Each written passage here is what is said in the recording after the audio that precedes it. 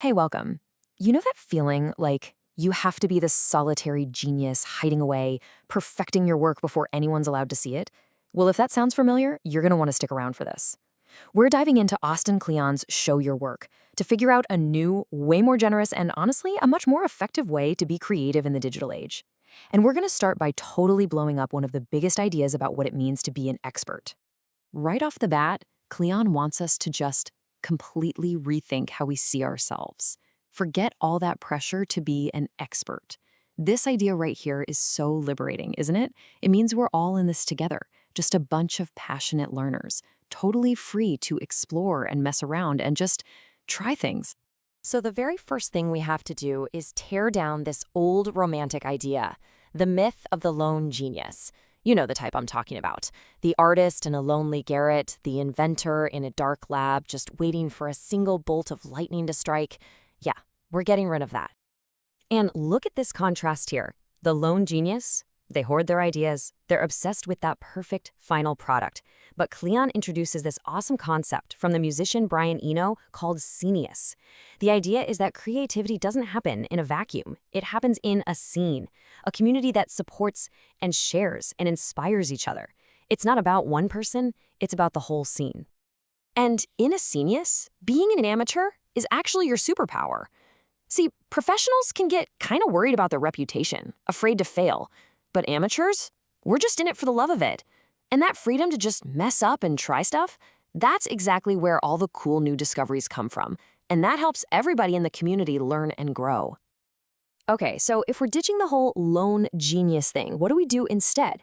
This next part is a really huge mindset shift. It's not about waiting for a flawless masterpiece. It's about letting people in on the journey.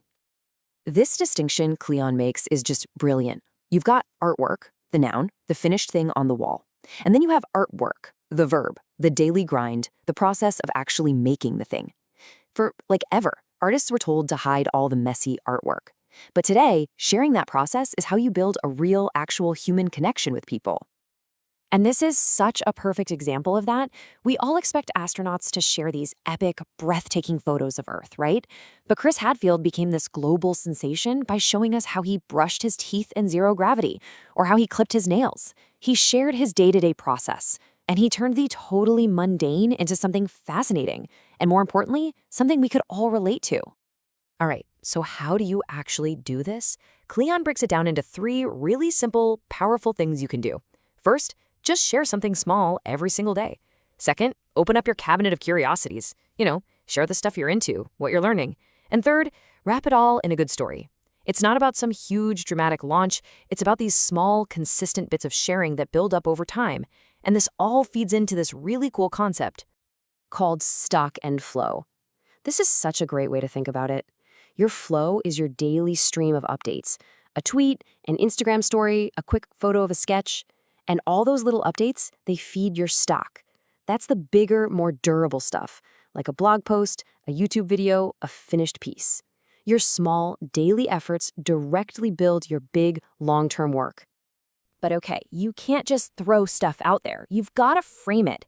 Storytelling is everything. And this quote just nails it. The cat sat on a mat.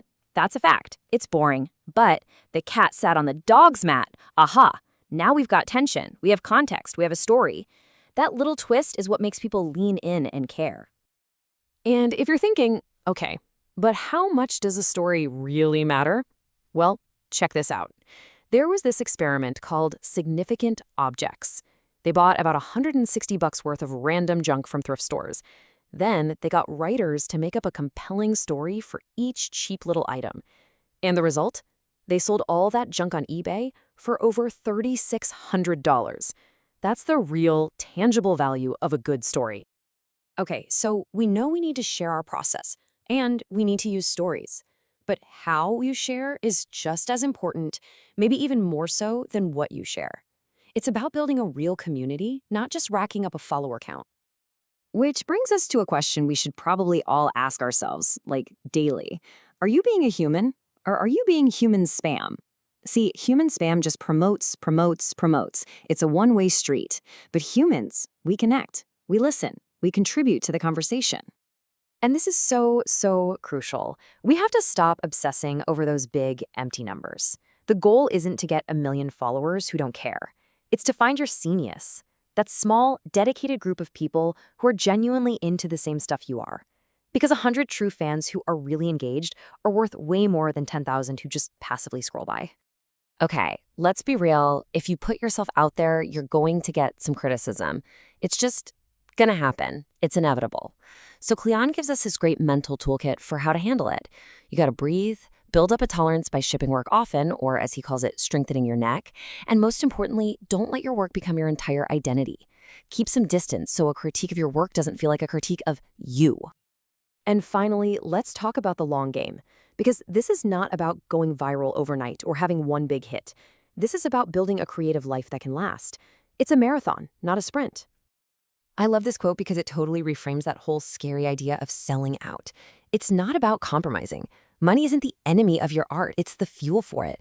The whole point isn't to just get rich. The point is to make enough money so you can keep making more of the stuff you love. It's a really practical, powerful way to look at it. So much of making it is really just not quitting.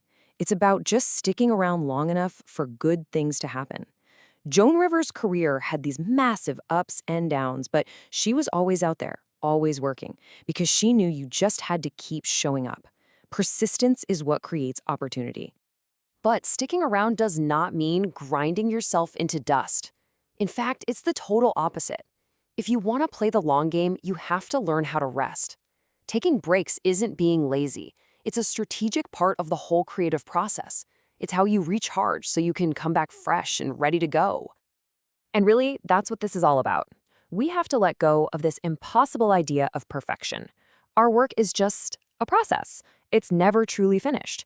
Realizing that frees you from all that pressure to create a perfect masterpiece every time. It's just about taking the next small step. So the question to ask yourself isn't, when will my masterpiece be done? The real question is much simpler. What are you going to share tomorrow?